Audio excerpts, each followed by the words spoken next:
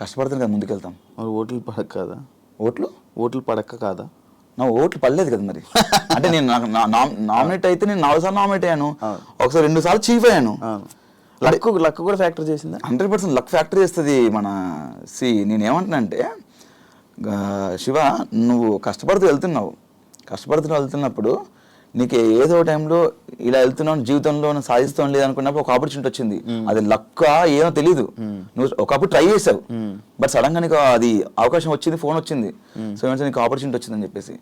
నాకు తెలిసి big boss luck factory కూడా నేను నమ్ముతాను. నేను కొన్ని బిగ్ బాస్ లో జీవితంలో కూడా లక్ అనేది మన కొన్ని సందర్భాల్లో ఉండాలి. నాకు నమ్మాను. అంటే నేను ఒక్కసారి బయట జనాల్లోకి వెళ్ళాను, ఆ ఒక్కసారి కూడా హెల్మెట్ అయిపోయాను. అప్పుడు షీల్డ్ వల్ల, షీల్డ్ అనేది ఒక ప్రక్రియ, కంపల్సరీ షీల్డ్ ఎవరికో ఒకరు రావాలి, అది వాడు వాడుకుంటారా ఇంకొకరికి ఇస్తారు అనేది వాళ్ళ ఇష్టం. అది ఆ టైంకి నాకు నబిల్ ఇచ్చాడు, ఐమ్ వెరీ థ్యాంక్ఫుల్.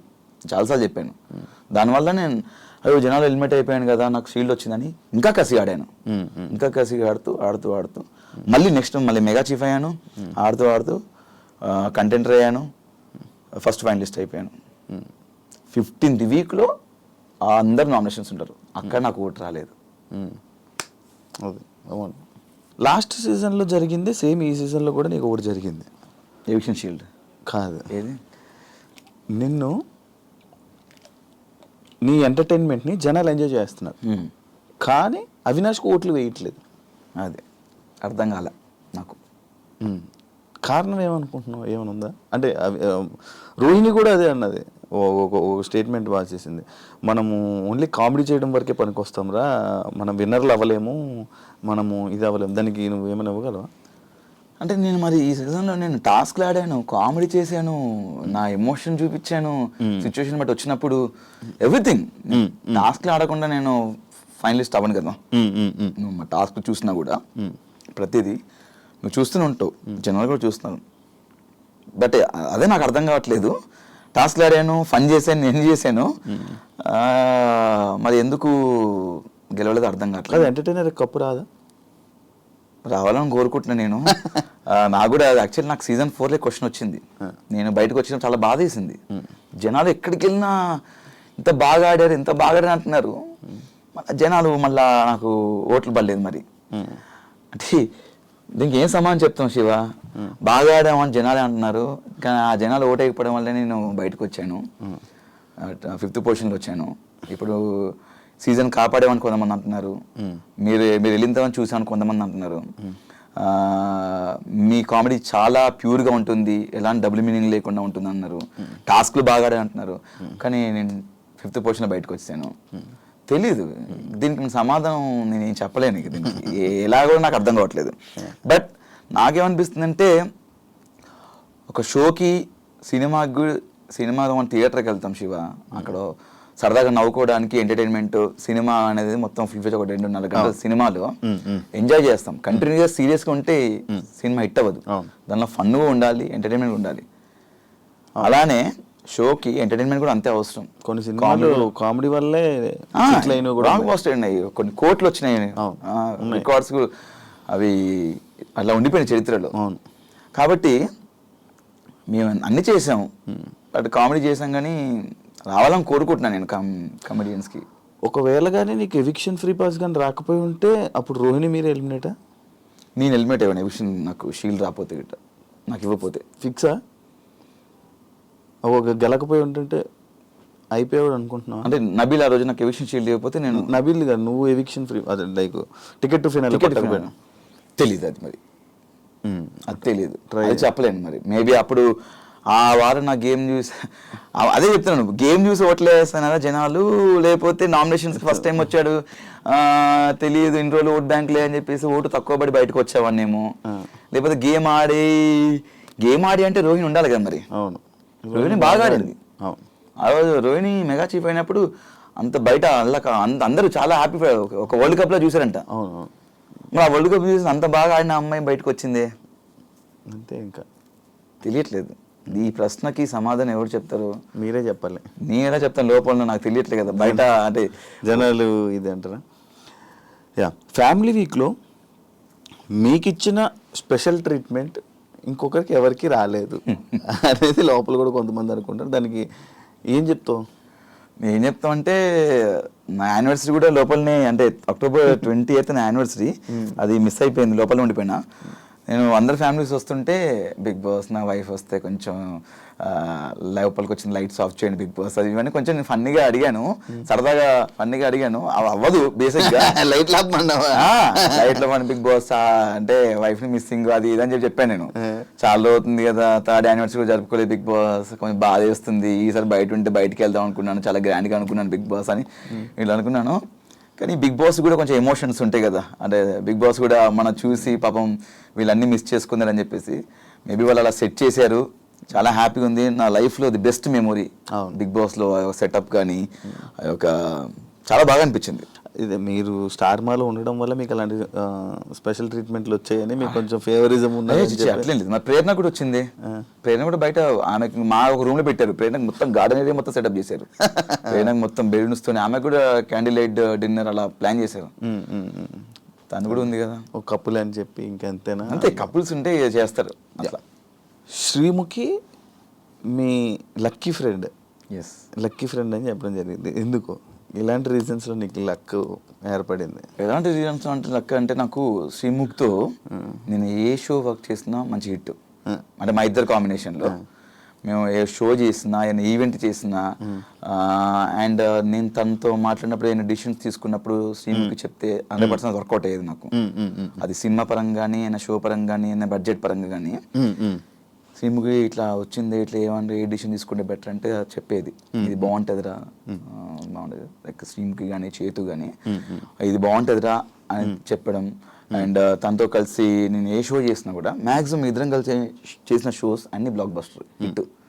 ఆ పరంగా నాకు కోస్టార్లో లక్కీ కోస్టార్, లక్కీ ఫ్రెండ్ అన్నట్టు నేను అంటే నేను అనుకుంటుంటాను. ఆ విధంగా నేను లక్ అని ఫీల్ అయ్యాను. మంచి టికెట్ ఫినాల్ కూడా తన చేతిలో ఉంది, నేను అసలు ఎక్స్పెక్ట్ చేయలేదు. అంటే మామూలుగా అనుకుంటున్నాం, నీకు ఫస్ట్ అగ్గరలే కదా రాగానే తన వదిలేసి అందరికి అగ్గిచ్చింది, చాలా ఎక్స్ట్రా చేస్తుంది ఇది అని చెప్పేసి అనుకున్నాను లోపల రాగానే. తర్వాత అందరూ అయిపోయిన తర్వాత వచ్చి అగ్గిచ్చింది. టెలికాస్ట్ నేను చూడలేదు, వెంటనే ఇంకా గెలిచా టికెట్ ఫినాల్. అంటే లైక్ చెప్పాను కదా, దాని ముందు 2 ఆడాను, 2 గెలిచాను, రెండిట్లో టాప్ నేనే ఫస్ట్ పొజిషన్. అండ్ దాని తర్వాత తను వచ్చింది, తను 2 పెట్టింది, రెండిట్లో ఒక దాంట్లో సెకండ్ పొజిషన్ వచ్చాను, అండ్ ఇంకో దాంట్లో లాస్ట్ సెకండ్ వన్ ఫినాలే గెలిచేసాను, టికెట్ ఫినాలే. గౌతమ్ ఇప్పుడున్న టాప్ 2 ఏదైతే రన్నర్లో ఉన్నాడో అది డిజర్వా? డిజర్వ్ అంటే బేసిక్గా వైల్డ్ కార్డ్కి వచ్చి అంతవరకు రావడం అనేది నా దృష్టిలో విన్నర్ అన్నట్టే. ఎందుకంటే ఒక వైల్డ్ కార్డ్ 6th వీక్లో వచ్చి మేమందరం కలిసి వచ్చాము. మనడు గట్టిగా టగ్ ఆఫ్ వార్ ఆడుతూ, గేమ్లు ఆడుతూ టాస్క్లు ఆడుతూ గట్టిగా ఫైట్ చేస్తూ నామినేషన్స్లో ఫైట్ చేస్తూ అక్క వరకు వెళ్ళడం అనేది చాలా గ్రేట్ వైల్డ్ కార్డ్లో. నాకు సెకండ్ పొజిషన్ అనేది నాకు దృష్టిలో వైల్డ్ కార్డ్గా ఒక విన్నర్ అండి శివ నా దృష్టిలో. రామ్ చరణ్ గారు నీ ఎక్స్పీరియన్స్ ఏంటి బ్రో? అది సూపర్ ఎక్స్పీరియన్స్ యాక్చువల్లీ. అక్కడ కూడా మీరు చూసినట్టయితే టెలికాస్ట్ చూసారేమో, నేను చూడలే యాక్చువల్లీ. అక్కడ జరిగింది ఏంటంటే ఉన్న 22 మంది 20 మంది ఇద్దరు స్టేజ్ పై ఉన్నారు. 20 మందిలో అందరినీ 1 by 1 అందరిని లేపి పరిచయం చేస్తున్నారు. రామచంద్ర గారికి పరిచయం చేస్తున్నారు నాకు సార్. అలా చేస్తున్నప్పుడు నన్ను స్కిప్ చేశారు మధ్యలో. అదేం సార్ స్కిప్ చేశారు అంటే మాట్లాడలేదు, అందరిని పరిచయం నాకు లాస్ట్ నన్ను లేపారు. సార్ నేను ఉన్నాను సార్, నాకు అందరితో పరిచయం చేస్తే ఏముంటుంది అవినాష్, నువ్వు సెపరేట్ కదా అన్నారు. దాని తర్వాత ఇంకా నేను ఎత్తుకోవడమే చరణ్ స్వామి అని స్టార్ట్ చేశాను. చేసిన తర్వాత ఫుల్ నవ్వుకున్నారు. నాకు చాలా హ్యాపీ అనిపించింది, ఎందుకంటే రామ్ చరణ్ గారిని ఫస్ట్ టైం చూడడం, అంటే రియల్గా చూడడం, డైరెక్ట్గా చూడడం ఫస్ట్ టైం అనమాట.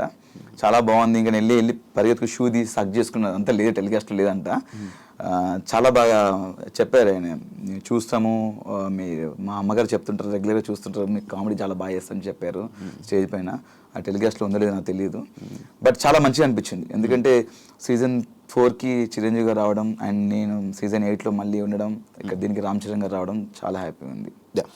నేను ఇంకొకటి ఈ సీజన్ గురించి విన్నది ఏంటంటే, ఫస్ట్ సీజన్ ఎటువంటి సింపతి లేకుండా ఎటువంటి ఏమీ లేకుండా నడిచిన సీజన్ అని చెప్పాను. నన్ను యాక్సెప్ట్ చేస్తావు బ్రో నువ్వు?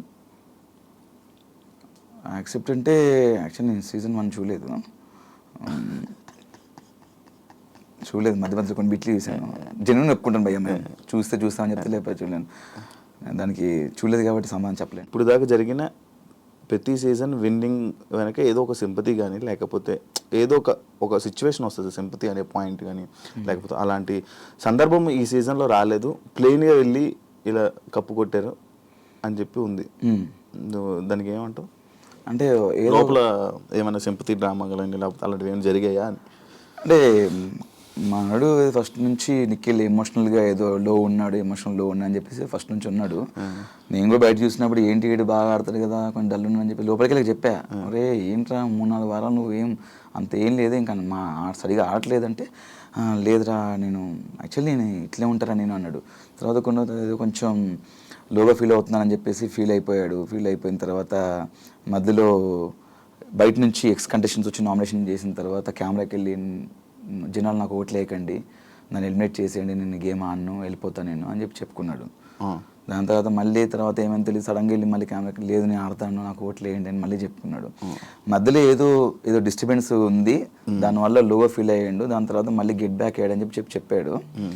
మేబీ అతనికి పర్సనల్గా ఏమన్నా ఎమోషనల్గా ఉంది, 100% ఉంది. అది ప్లస్ అయిందో మైనస్ అయిందో నాకు తెలియదు, బట్ ఆయనకు మాత్రం ఎమోషనల్ ఒకటి ఉంది. నిఖిల్ బయట నుంచి పరిచయం కదా నీకు? బయట పరిచయం షోస్ వరకే, బయట ఒకసారి కలిసామన్నమాట అంతే. జెన్యున్గా ఉన్నాడా లోపల? ఏమైనా తేడా కనిపించిందా?